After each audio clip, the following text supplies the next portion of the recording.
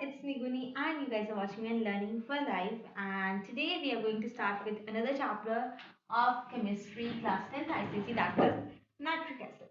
Right? तो start करने से पहले if you want the notes of this chapter, again you can go to my WhatsApp channel. Link will be in the description, in the comment section both, and just avail these notes for free. Right? तो अब start करेंगे हमारे chapter के साथ. सबसे पहले बात करेंगे molecular mass की. तो molecular mass है इसका 63 ग्राम. फॉर्मूला की बात करें तो HNO3 है. अब आ जाते हैं इसके स्ट्रक्चर के बारे में. तो एक सेकेंड, स्ट्रक्चर के बारे में बात करते हैं. स्ट्रक्चर में सी एक O है हमारे पास, ठीक है, यहाँ पे HNO3. तो O यहाँ पे हम एक लगाएंगे, एक N लगाएंगे, ठीक है, एक H लगाएंगे, ठीक है, यहाँ पे बॉन्ड्स बनेंगे. ओके, अब देखो H एक ही है, N एक ही है, पर O तीन है. एक O हमने यहाँ पे लगा दिया H और N के बीच में, एक यहाँ पे लगेगा, एक यहाँ पे लगेगा, ठीक है. तो this will be the structure of HNO3. और यहाँ पे डबल बॉन्ड है, यहाँ पे कोऑर्डिनेट बॉन्ड है, बिकॉज हमने केमिकल बॉन्डिंग चैप्टर में क्या पढ़ा है, ये जो है सिंगल लाइंस वाले, ये सिंगल बॉन्ड्स हैं, एंड ये जो ये वाला है बॉन्ड, एरो वाला बॉन्ड जो होता है दैट इज कोऑर्डिनेट बॉन्ड. अब लाइंस वाले बॉन्ड भी हमारे पास है. तो यहाँ पे जो है, यहाँ पे क्या हो रहा है, शेयरिंग ऑफ इलेक्ट्रॉन्स है, इसलिए ये सारे कोवेलेंट बॉन्ड्स है. यहाँ पे सिंगल कोवेलेंट बॉन्ड, यहाँ पे डबल कोवेलेंट बॉन्ड, और यहाँ पे क्या है, कोऑर्डिनेट बॉन्ड. नाउ अब स्टार्ट करेंगे इसकी अकरेंस से. तो जो नाइट्रिक एसिड है वो दो तरीके से अकर करेगा. एक आएगा हमारे पास फ्री स्टेट में और एक होगा कंबाइंड स्टेट में, ठीक है. एक फ्री स्टेट और एक कंबाइंड स्टेट. तो फ्री स्टेट में आपको कैसे मिल जाएगा, रेन वाटर में, ठीक है. ट्रेसेस में आपको मिलेगा occurs in traces after lightning. तो मतलब जब बिजली कड़केगी तो उसके बाद आपको ये थोड़ा थोड़ा मिलेगा. अब बात करें कंबाइंड स्टेट में, तो कंबाइंड स्टेट में हमें ये फॉर्म क्या कहते हैं, नाइट्रेट्स की फॉर्म में इजीली मिल जाता है, एंड मेटालिक नाइट्रेट्स में मिलता है. बेसिकली हमें मेटालिक नाइट्रेट्स में मिलता है. और यहाँ पे आपको नाइट्रेट्स के नाम याद करने होंगे थोड़े से. एक है चायल सॉल्ट पेटर, ठीक है, एक ये नाम है. एक है हमारे पास नाइटर. तो ये जो देखो ये जो चायल सॉल्ट पेटर है दैट इज NaNO3, मतलब सोडियम नाइट्रेट. और जो ये नाइटर है that is KNO3, potassium nitrate. और एक और है हमारे पास कैल्शियम नाइट्रेट, उसका नाम ऐसे का ऐसा ही हमने याद किया. So this is about the introduction of the chapter nitric acid. अब बात करने वाले हैं कि इसकी, जब हमने फ्री स्टेट में बात की कि लाइटनिंग के बाद रेन वाटर में अकर होता है थोड़ा सा ट्रेसेस में, तो ये कैसे फॉर्मेशन होती है उसके बारे में बात करने वाले हैं. तो अब बात करेंगे formation of nitric acid in atmosphere. Okay, तो फॉर्मेशन इन एटमॉस्फेयर.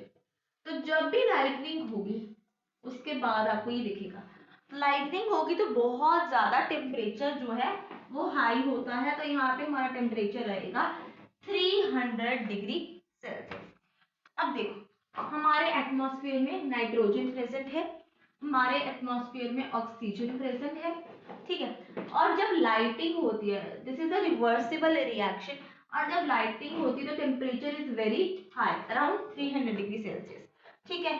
तो ये किसकी, दोनों चीजें जो हमारे ऑलरेडी एटमॉस्फेयर में प्रेजेंट है वो दोनों कंबाइन हो जाती है, और हमारे पास यहाँ पे बन जाता है नाइट्रोसिल ऑक्साइड, या इसको नाइट्रोजन नाइट्रिक ऑक्साइड बोल दो, नाइट्रोजन मोनोऑक्साइड बोल दो, यू कैन से एनीथिंग, ठीक है. तो जो लाइटिंग का डिस्चार्ज है वो एटमॉस्फेरिक नाइट्रोजन और ऑक्सीजन को कंबाइन कराता है इनटू नाइट्रिक ऑक्साइड.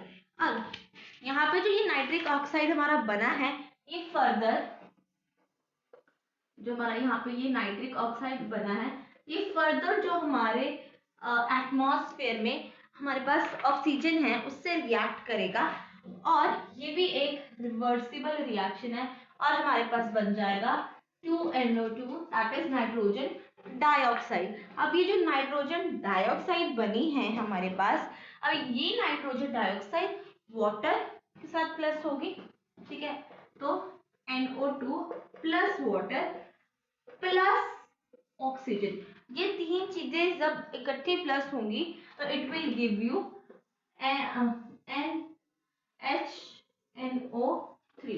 तो नाइट्रिक एसिड आपको मिलेगा, ठीक है, नाइट्रिक एसिड आपको ऐसे मिलेगा। तो पहले क्या हुआ, हमारे एटमॉस्फेयर में नाइट्रोजन भी है ऑक्सीजन भी है, कंबाइन होके नाइट्रोजन ऑक्साइड बना, या इसे हम कहते हैं नाइट्रिक ऑक्साइड। फिर वो नाइट्रिक ऑक्साइड के साथ फर्दर एटमॉस्फेयर में जो ऑक्सीजन है वो कंबाइन हुई, that will form nitrogen dioxide. अब वो जो नाइट्रोजन डाइऑक्साइड है उसमें वाटर ऐड होगा, क्योंकि रेन हो रही है तो वाटर तो होगा, प्लस में और ऑक्सीजन ऐड होगी और हमारे पास बन जाएगा HNO3। Now let's balance it. तो 4NO2 2H2O एंड 4HNO3 यहाँ पे आपको मिल जाएगा। अब बात करते हैं फिक्सेशन ऑफ एटमॉस्फेरिक नाइट्रोजन, मतलब नाइट्रोजन जो एटमॉस्फेयर में है उसे कैसे फिक्स किया जाएगा। सबसे पहले जो एटमॉस्फेरिक नाइट्रोजन है, एटमॉस्फेरिक नाइट्रोजन है, ये एटमॉस्फेरिक नाइट्रोजन की ही बात हो रही है सारी। तो जो एटमॉस्फेरिक नाइट्रोजन है वो नाइट्रोजीनियस कंपाउंड्स में यूज होती है, यूज्ड इन नाइट्रोजीनस कंपाउंड्स, मतलब वो कंपाउंड जिसमें नाइट्रोजन है, ठीक है, और साथ में साथ ही साथ इसे सॉइल में भी यूज किया जाता है और इसी चीज को हम कहते हैं फिक्सेशन ऑफ एटमॉस्फेरिक नाइट्रोजन। तो आप क्या लिखोगे, the conservation of free atmospheric nitrogen into nitrogenous compounds in the soil is known as fixation of atmospheric nitrogen. अब फिक्सेशन का मतलब क्या है, बेसिकली इसको डिटेल में समझते हैं क्योंकि इंपॉर्टेंट टॉपिक है, कंसेप्ट क्लैरिटी के बारे में बात करने वाले हैं। तो ये मैं आपको बताती हूँ, just give me a second. हाँ, फिक्सेशन का मतलब होता है कंजर्व करना किसी को, फिक्सेशन, ठीक है, फिक्सेशन किसी चीज को प्रोटेक्ट करना, कंजर्व करना या सेव करना, ठीक है। तो कंजर्वेशन, तो इसकी डिफाइन क्या होगी, कंजर्वेशन ऑफ एटमॉस्फेरिक नाइट्रोजन, मतलब हम क्या पढ़ रहे हैं, फिक्सेशन ऑफ एटमॉस्फेरिक नाइट्रोजन पढ़ रहे हैं, तो कंजर्वेशन ऑफ एटमॉस्फेरिक नाइट्रोजन। यहाँ तक तो हमारा क्वेश्चन नहीं है, कैसे कंजर्व कर रहे हैं, इनटू नाइट्रोजनस कंपाउंड्स, ठीक है। कंपाउंड, अभी नाइट्रोजनस कंपाउंड्स हमारे कहाँ पे हैं और कहाँ पे काम आ रहे हैं, ये काम आ रहा है इन द सॉइल, और इसी को हम कहेंगे is called as fixation of atmospheric nitrogen. अब यहाँ पे जो नाइट्रिक एसिड है उसे हम कहते हैं एक्वा फॉर्टिस, ठीक है। अब यहाँ पे जो एक्वा है दैट इज वाटर, फॉर्टिस का मतलब होगा स्ट्रॉन्ग, मतलब हम इसे क्या कह रहे हैं, स्ट्रॉन्ग वाटर। तो जो हमारा नाइट्रिक एसिड है हम उसे स्ट्रॉन्ग वाटर मतलब एक्वा फॉर्टिस भी कहते हैं। इसे क्यों कहते हैं एक्वा फॉर्टिस, बिकॉज ये सारे मेटल्स के साथ रिएक्ट कर जाता है, तो reacts with all metals and convert them into soluble nitrates, ठीक है। तो क्या करेगा, ये सारे नाइट्रेट्स के साथ रिएक्ट कर जाएगा और रिएक्ट करने के बाद सोल्यूबल नाइट्रेट्स में से चेंज कर देगा। अब जब वो सोल्यूबल नाइट्रेट्स में से चेंज कर देगा तो ये तो कहोगे कि वो तो कोई भी कर सकता है, लेकिन ये देखो, it can even dissolve silver which cannot be dissolved by any other acid, ठीक है। क्या मतलब है इसका? तो ये सिल्वर को भी नाइट्रेट में चेंज कर देता है, सिल्वर के साथ भी रिएक्ट कर देता है, क्योंकि ये इसीलिए हमने इसको स्ट्रॉन्ग कहा है क्योंकि सिल्वर के साथ और कोई एसिड रिएक्ट नहीं करता, बट नाइट्रिक एसिड एक अकेला एसिड है जो सिल्वर के साथ भी रिएक्ट कर जाता है। नाउ इसका रिएक्शन देख लेते हैं। अब स्टार्ट कर, बिफोर ये रिएक्शन तो सिंपल रहेगा, आप कोई भी लोगे मेटल उसके साथ करोगे नाइट्रिक एसिड को तो वो नाइट्रेट देगा, ये हम पढ़ेंगे at the end of the chapter again. उससे पहले we are gonna start with a very important topic जो है लेबोरेटरी प्रिपरेशन। ठीक है, तो लेबोरेटरी प्रिपरेशन बहुत ज्यादा इंपॉर्टेंट टॉपिक है यहाँ पे हमारा, लेबोरेटरी प्रिपरेशन। ठीक है, अब लेबोरेटरी प्रिपरेशन में क्या करना है सिंपली देखते हैं। सबसे पहले रिएक्टेंट्स की बात करेंगे कि किस किस को यूज करना है। तो हम अगर हमने क्या बनाना है नाइट्रिक एसिड बनाना है तो हम यहाँ पे पहले सबसे पहली चीज लेंगे जो है कॉन्सेंट्रेटेड H2SO4 सल्फ्यूरिक एसिड, और दूसरी चीज जो हम लेने वाले हैं दैट इज पोटेशियम नाइट्रेट या सोडियम नाइट्रेट, एनीथिंग, KNO3 या NaNO3 कोई भी ले लो। इनके नेम भी हमने अभी पीछे पढ़े थे। KNO3 is known as nitre, NaNO3 is known as Chile पेटिब्रेट। ठीक है, अब बात सुन, ये इनको हम रिएक्ट करवाने वाले हैं, पर इसमें और क्या चीजें हैं कि ये जो दोनों चीजें हैं ये इक्वल अमाउंट में होनी चाहिए। ठीक है, इक्वल अमाउंट्स में होनी चाहिए and then it will be 1:1। ठीक है, अब दूसरी बात टेम्परेचर, अगर आपको इसको कराना है रिएक्शन को तो क्या टेम्परेचर रखना है? टेम्परेचर रखेंगे 180 degree Celsius to 200 degree Celsius, मतलब 180 से कम नहीं होना चाहिए, 200 से ज्यादा नहीं होना चाहिए। फिर इसकी कलेक्शन कैसे करेंगे? अगर आपको क्वेश्चन आए how do you collect it, तो कलेक्शन हम करेंगे बाय टेल मी, तो बाय कूलिंग इट डाउन, क्योंकि जब ये बनेगा तो ये बहुत ज्यादा क्या होगा हमारा हॉट होगा। तो यहाँ पे एक तो येलो कलर का सॉल्यूशन बनेगा। अब येलो कलर क्यों आएगा वो भी हम आगे पढ़ेंगे, पहले इसके बारे में बात करते हैं। तो येलो लिक्विड जो है वो फॉर्म होगा और उसके कैसे फॉर्म होगा? After condensation. ठीक है, कंडेंसेशन ऑफ वेपर्स। ठीक है, तो जब नाइट्रिक एसिड की वेपर्स फॉर्म हुए तो उसकी जब कंडेंसेशन हुई ड्यू टू कूलिंग, तो यहाँ पे हमारे पास एक yellow solution, yellow liquid form हुआ और इसे हमने चिलिंग मतलब ठंडा करके चिलिंग द रिसीवर को ठंडा करके इसे हमने कलेक्ट कर लिया है। ठीक है, अब यहाँ पे पहले तो देखेंगे हम लोग रिएक्शंस। तो सबसे पहले हमने क्या क्या रिएक्टेंट्स यूज कर रहे थे और क्या क्या बना, ये सेम चीजें हमने यहाँ पे लिखनी है। तो यहाँ से हमें रिएक्शंस पता लग जाएंगे। तो हमारे क्या क्या यूज किया था? H2SO4 कंसेंट्रेटेड रहेगा। ठीक है, प्लस KNO3 यूज कर लेते हैं यहाँ पे। ठीक है, तो यहाँ पे क्या बन गया? HNO3 प्लस H2SO4 क्या किसमें चेंज हो जाएगा? KHSO4 में चेंज हो जाएगा, प्लस H2 था यहाँ पे तो KHSO4 पोटेशियम बाइसल्फेट। ठीक है, अब जो बाइसल्फेट्स होते हैं उन्हें हम एसिड सॉल्ट भी कहते हैं। ठीक है, एसिड सॉल्ट्स भी कहते हैं या इसे सीधा कह देंगे पोटेशियम बाइसल्फेट। अब यहाँ पे ये रिएक्शन बहुत सिंपल है, अगर हम इसे NaNO3 के साथ भी करते तो बाकी सब कुछ सेम रहना था। H2SO4 प्लस NaNO3 क्या देना था? HNO3 plus NaHSO4। ठीक है, तो सोडियम बाइसल्फेट यहाँ पे बनता। अब हमने यहाँ पे बात की थी जो कलेक्शन होगी that will be of yellow liquid. ठीक है, येलो लिक्विड आएगा। तो ये येलो जो लिक्विड है ये ऐसा क्यों आएगा? बिकॉज जो प्योर एसिड है, नॉर्मली जो प्योर एसिड होता है ना दैट इज कलरलेस। जो प्योर एसिड होगा that will be always be colourless, but जो एसिड हम प्रोड्यूस कर रहे हैं इन लेबोरेटरी उसमें होती हैं पार्टिकल्स ऑफ नाइट्रोजन डाइऑक्साइड, ठीक है।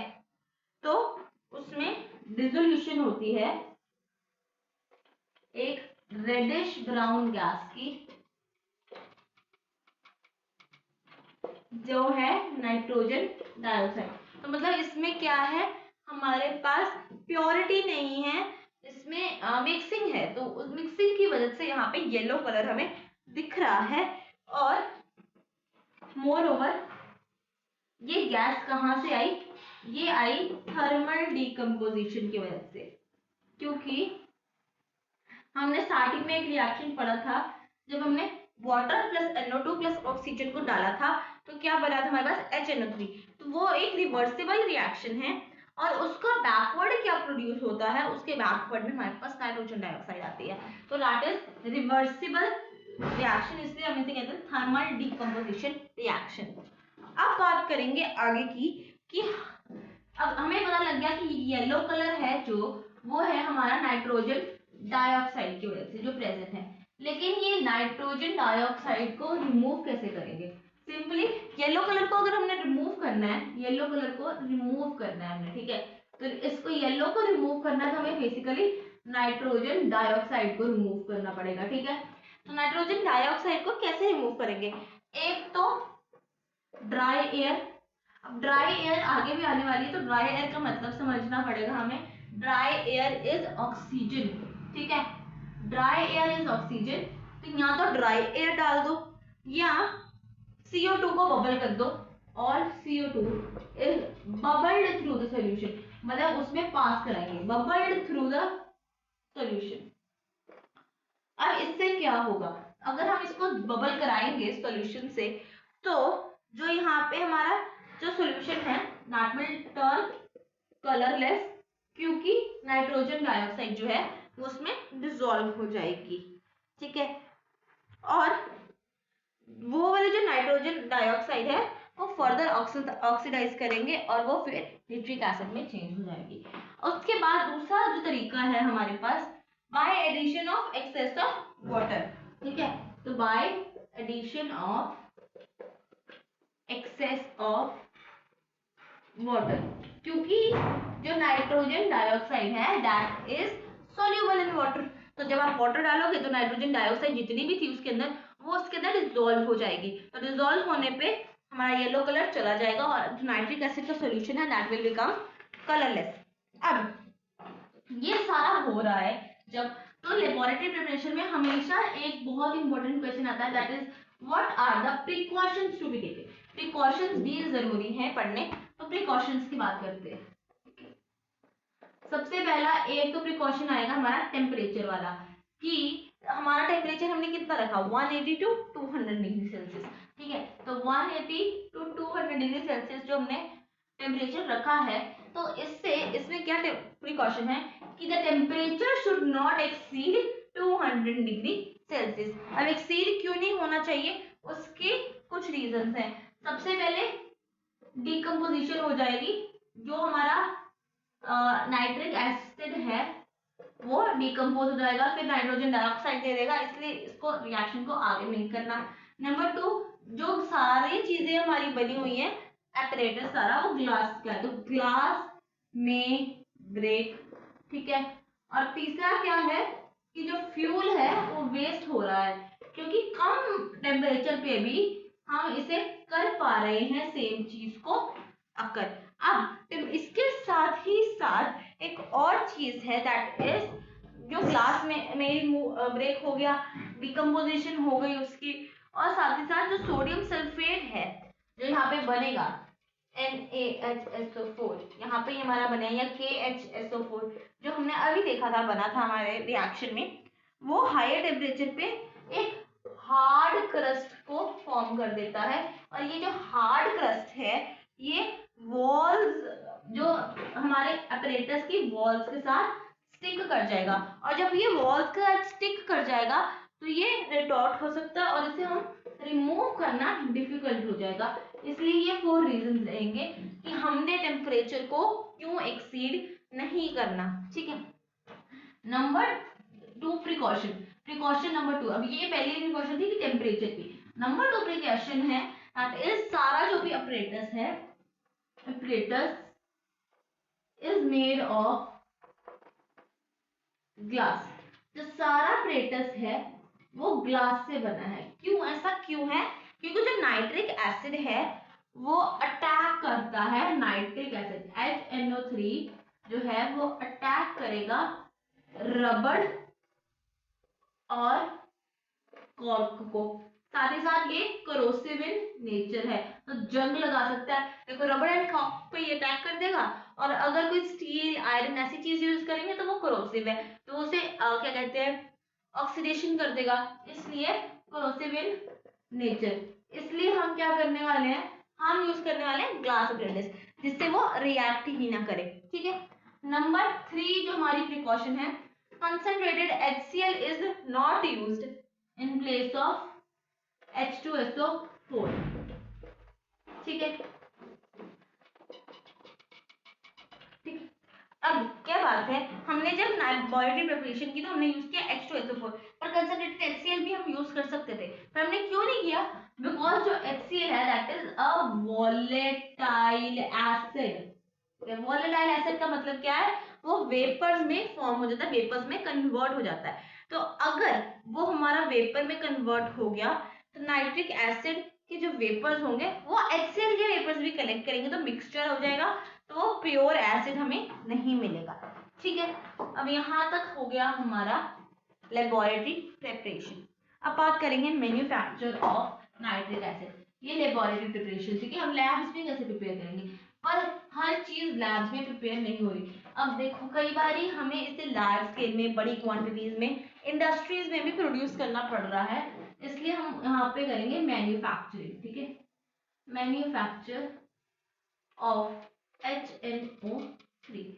तो इसको मैन्युफैक्चर किया था एक जर्मन केमिस्ट ने सबसे पहले। ठीक है। जिसका नाम था ओस्टवाल्ड। ठीक है, ओस्टवाल्ड। तो ये क्योंकि सबसे पहले इसने मैन्युफैक्चर किया था, ये तरीका इसने ढूंढा, इसलिए इस पूरे प्रोसेस का नाम पड़ गया ओस्टवाल्ड प्रोसेस। ठीक है। अभी ओस्टवाल्ड प्रोसेस है क्या और ये कैसे होने वाला है, तो सबसे पहले बात करेंगे इसमें। सबसे पहले सबसे इजी चीज होगी कैटालिटिक ऑक्सीडेशन ऑफ अमोनिया।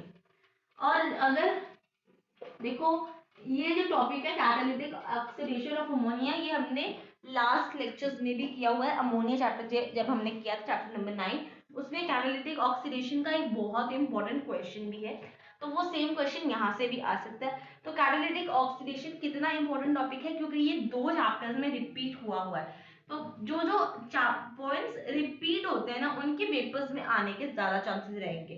ठीक है। और don't worry, we will further, मैं काफी सारे टेस्ट पेपर्स भी लाने वाली हूँ अपने चैनल पे। We will be discussing question papers, past year papers, physics, chemistry, bio, geography, history, everything we will be discussing. ठीक है।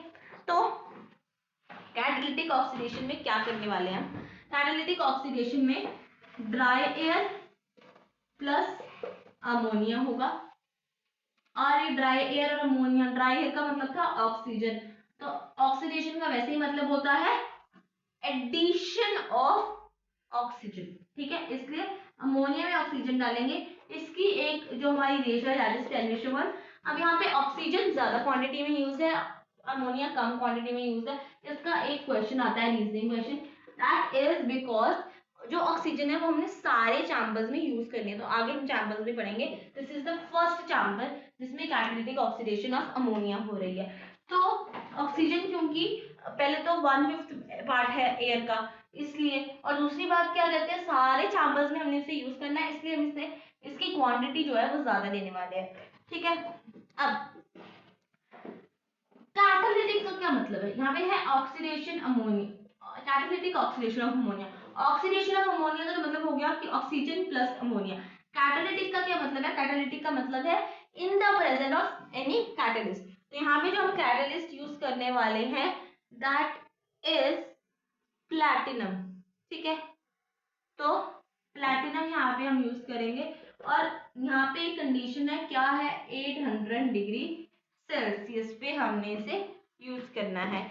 और अगर आपको ये कैटालिटिक ऑक्सीडेशन वाली की ऑब्जर्वेशंस याद है, लास्ट टाइम का जो चैप्टर था उसमें था, ऑब्जर्वेशन में ये लिखा हुआ था कि जो प्लैटिनम है वो क्या कहते हैं, हमारे ये सारा प्रोसेस होने के बाद भी ग्लो करता रहता है, because it is a exothermic reaction. तो ये चीजें याद रखनी है हमेशा।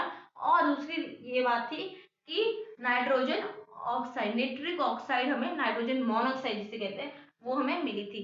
तो सेम इसकी फटाफट से हम कर लेंगे equation, that is NH3 plus O2 that will give हमें NO plus H2O plus heat, मतलब एक्सोथर्मिक रिएक्शन। और यहाँ पे हम प्लैटिनम यूज कर रहे हैं, 800 डिग्री सेल्सियस पे यूज कर रहे हैं। और इसको हम फटाफट से अगर बात करें बैलेंस करने की, तो ये ऐसे आएगा 4 ammonia 5 oxygen will give you nitrogen oxide, मतलब नाइट्रिक ऑक्साइड जो कि 4 होगा, और वाटर जो उसके 6 मॉलिक्यूल्स होंगे। ठीक है, अब जो ये रिएक्शन है वो एक्सोथर्मिक है और जो हीट है इसमें इवॉल्व हुई है। और इस रिएक्शन में जो हीट इवॉल्व होने के रीजन क्या है, वो कैटलिस्ट की जो है टेम्परेचर उसे मेंटेन करना इसका मेन रीजन है। और अब जो ये वाला चीज है तो ये बहुत गर्म होगा क्योंकि यहाँ पे हीट कितनी इवॉल्व हो रही है, तो इसे हम स्टेप नंबर 2 में डालेंगे। Catalytic oxidation is the step number 1। अब यहाँ पे आ गया स्टेप नंबर 2, दैट इज हमारा, let me right it over here, cooling chamber. देखो मैंने चैम्बर की बात की थी ना, तो वो चैम्बर है। तो जहाँ पे ये पहला क्या है, कैटालिटिक ऑक्सीडेशन वाला चैम्बर। अब नंबर 2 इज कूलिंग चैम्बर की बात करें, oxidation of nitrogen oxide in oxidation chamber. उससे पहले कूलिंग चैम्बर से हम इसे पास करवाएंगे। ठीक है, अब क्या किया हमने, जो यहाँ पे हमारे प्रोडक्ट्स बने थे उसे हमने एक कूलिंग चैम्बर में डाल दिया। कूलिंग चैम्बर क्या है, ट्यूब्स का चैम्बर है, ऊपर से हमने ठंडा पानी का टैप खोल दिया और वो सारा जाते जाते कूल हो जाएगा। अब ये जो नाइट्रोजन ऑक्साइड बनी थी हमारे पास लास्ट में, उससे हम फिर से ऑक्सीडेशन कराएंगे इसकी। ठीक है, इस चैम्बर में हम क्या करेंगे, ऑक्सीजन और नाइट्रोजन ऑक्साइड को, ये स्टेप नंबर 3 में आएगा। ठीक है, ऑक्साइड को कंबाइन कराएंगे। इसकी टेम्परेचर कंडीशन है 50 डिग्री सेल्सियस और यहाँ पे हमारे पास NO2 मिलेगा।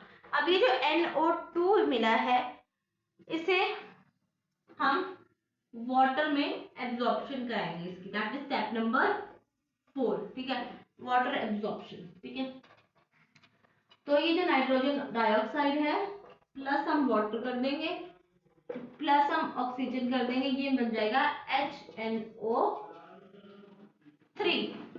ठीक है, अब ये जो टावर है यहाँ से ऊपर से पहले देखो, यहाँ पे जब नाइट्रोजन डाइऑक्साइड बनी तो ऊपर से फिर से हमने इसको कूल किया, फिर इसमें फिर ऑक्सीजन ऐड हुई, तो इसे वाटर में डाल दिया, तो क्या बन गया, नाइट्रिक एसिड। अब ये जो नाइट्रिक एसिड बना है, ये जो नाइट्रिक एसिड है वो बॉटम ऑफ द टावर पे हम करेंगे और उसकी जो अबव वाला होगा वो फिर, ये देखो अब मैं आपको समझाती हूँ। ये जैसे अगर हमने टावर मान लिया, यहाँ पे हमारा सारा वाटर था, यहाँ से एयर आई, नाइट्रिक एसिड, नाइट्रोजन डाइऑक्साइड यहाँ से आई, तो यहाँ पे जो एब्जॉर्प्शन होगी यहाँ पे बनेगा नाइट्रिक एसिड। और जो नाइट्रिक एसिड है वो बॉटम ऑफ द हमारे यहाँ पे चैम्बर में कलेक्ट होगा। ठीक है, बॉटम में कलेक्ट होगा एंड इज कंसंट्रेटेड अबव 50%, मतलब 50% से ज्यादा कंसंट्रेशन वाला होगा।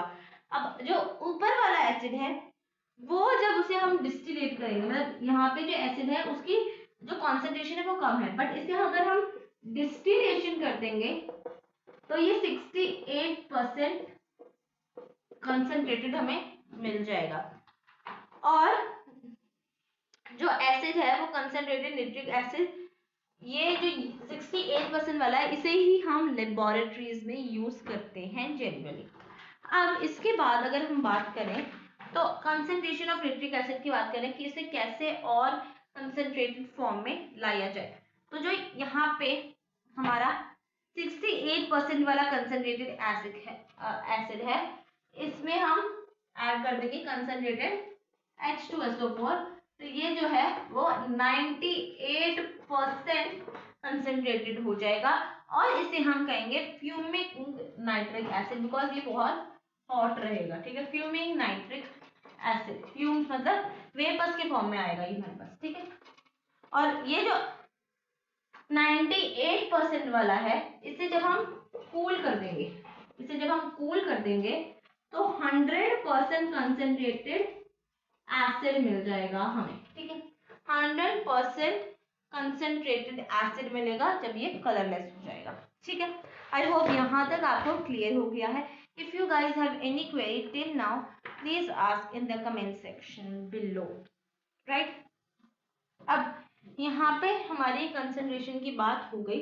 अब कलरलेस क्रिस्टल्स में ये जो 100% वाला एसिड कंसंट्रेटेड मिलेगा, ये आपको मिलेगा कलरलेस क्रिस्टल्स में। और ये कूलिंग कितने टेम्परेचर पे होने वाली है, दैट इज -42 डिग्री सेल्सियस पे ये कूलिंग अकर करने वाली है।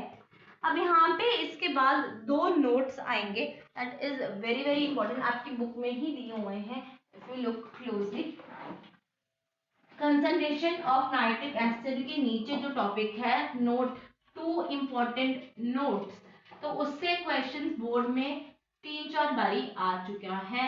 तो that is a very important question from the board point of view.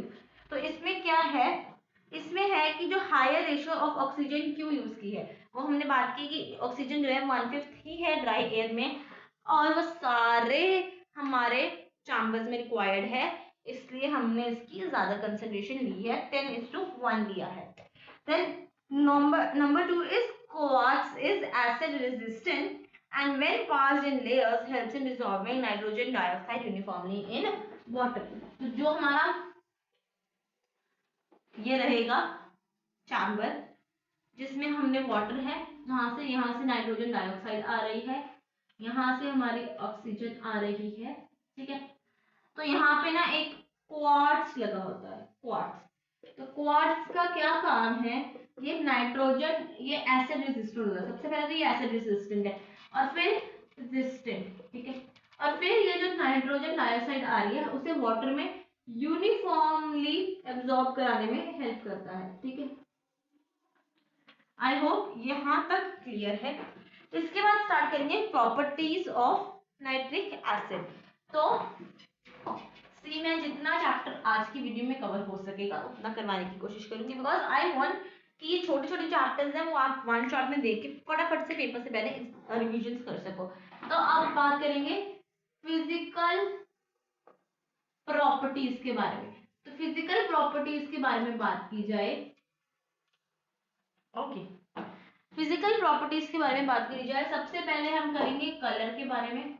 तो कलर, यू नो, जो प्योर कंसंट्रेटेड एसिड होगा that will be colourless liquid, but वैसे तो कलरलेस है अगर प्योर होगा, बट हमने पीछे भी पढ़ा था कि इसका कलर येलोइश ब्राउन आता है,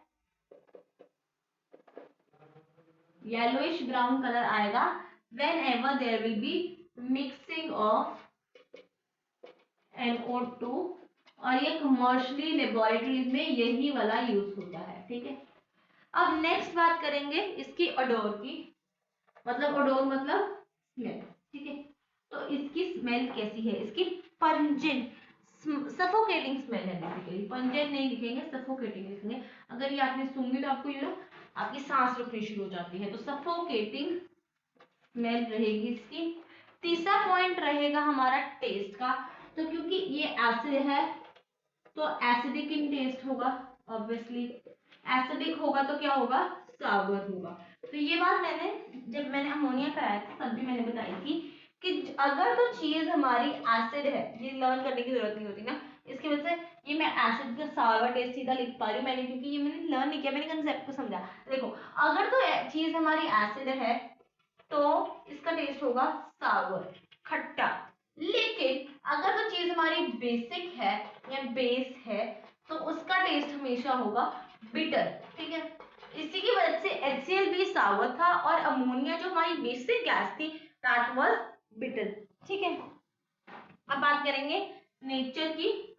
यहाँ पे ये बहुत ज्यादा इंपॉर्टेंट क्वेश्चन है। नेचर में यहाँ पे एक बहुत ज्यादा इंपॉर्टेंट कीवर्ड जिसे हम कहते हैं that is hygroscopic in nature. Hygroscopic in nature. अब ये हाइग्रोस्कोपिक क्यों है नेचर में, उसके बारे में बात करते हैं। बिकॉज यहाँ पे हाइग्रोस्कोपिक का मतलब क्या है, फ्यूम कर जाना, वॉलेटाइल जिसे हम कहते हैं। तो एंड फ्यूम्स, फ्यूम कर जाती है, इसी की मदद से हमें इसे क्लोज्ड बॉटल्स में रखते हैं इन लेबोरेटरीज। ठीक है, तो लेबोरेटरीज में हम क्लोज बॉटल में इसे रखने वाले हैं। अब बात करेंगे बॉइलिंग एंड मेल्टिंग पॉइंट की। फटाफट से इस टॉपिक को क्लियर कर देंगे। तो या melting and boiling point, melting and boiling point. अब मेल्टिंग पॉइंट तो जो है हमारा, वो मैंने आपको ऑलरेडी बता दिया है कि -42 डिग्री सेल्सियस है, जहाँ पे हमारा क्रिस्टलाइजेशन में एसिड मिलेगा हमें और वो 100% प्योर हो जाएगा। और जहाँ तक की बात करी जाए हमारा बॉइलिंग पॉइंट की, दैट इज 86 डिग्री सेल्सियस। फिर आ जाते हैं डेंसिटी की। डेंसिटी की बात करी जाए तो ये है 1.54 ग्राम्स पर सेंटीमीटर क्यूब। अगर 90% वाले के हिसाब से देखें तो इसकी डेंसिटी इतनी बनती है। और अगर 68% वाले के हिसाब से देखें, दैट इज, देखो ये 98% वाले के हिसाब से है, और अगर 68% वाले हिसाब से देखें तो 1.42 ग्राम पर सेंटीमीटर क्यूब ये रहेगी हमारी। अब अगर एक्वस सोल्यूशन हो नाइट्रिक एसिड का, तो 68% कंसेंट्रेशन जो है वो फॉर्म करेगी कांस्टेंट बॉइलिंग मिक्सचर एट 121%। तो यहाँ पे 121 डिग्री सेल्सियस, तो 68% वाला कंसेंट्रेशन वाला जो है वो एक कांस्टेंट बॉइलिंग मिक्सचर फॉर्म करेगा। अब कांस्टेंट बॉइलिंग मिक्सचर क्या होता है, एक्सेल में पढ़ा था कि जब एक पॉइंट तक पहुंच जाना जिसके बाद आपके एसिड में कोई चेंज नहीं आ रहा, उसके कॉम्पोजिशन में चाहे हम जितना मर्जी उसका टेम्परेचर इंक्रीज कर रहे हो, उसे कहते हैं कांस्टेंट बॉइलिंग पॉइंट। और वो यहाँ पे मिलेगा आपको 121 डिग्री सेल्सियस पे। फिर उसके बाद सॉल्युबिलिटी की बात करें, नाइट्रिक एसिड जो है सॉल्युबिलिटी की बात करें तो is soluble in water in all solution, in all proportions soluble हो जाएगा। जिस मर्जी प्रोपोर्शन में, ज्यादा डालो ज्यादा डालना तो ज्यादा डाल दो, कम डालना तो कम डाल दो। फिर लास्ट रहेगा फिजियोलॉजिकल एक्शन। अगर आपकी ये स्किन पर पड़ जाए तो इसका क्या असर होगा, तो सबसे पहले तो ब्लिस्टर्स हो जाएंगे, मतलब छाले पड़ जाएंगे। नंबर 2, क्योंकि ये जो एसिड है वो हमारी स्किन को कर देगा स्टेन येलो। ठीक है, अब इसका क्वेश्चन बोर्ड में 2 बार आ चुका है कि why nitric acid stains our skin yellow. तो ये स्किन येलो क्यों होगी, क्योंकि ये हमारे स्किन के अंदर जो प्रेजेंट प्रोटीन्स है उसके साथ रिएक्ट करेगा नाइट्रिक एसिड, और एक क्या बनाएगा, ज़ैंथोप्रोटिक एसिड। ज़ैंथोप्रोटिक एसिड बनाएगा, ज़ैंथोप्रोटिक एसिड बनाएगा, जो कि हमारी स्किन को येलो कलर में फॉर्म कर देता है। तो फिजियोलॉजिकल नेचर में एक और चीज रहेगी, इट इज नॉन पॉइजनस। ठीक है, बट कोरोसिव इन नेचर, जिसकी वजह से अगर ये आपको स्किन पर पड़ गया तो पेनफुल ब्लिस्टर्स हो जाएंगे और आपकी स्किन को येलो कलर में चेंज कर देगा because of formation of xanthoproteic acid.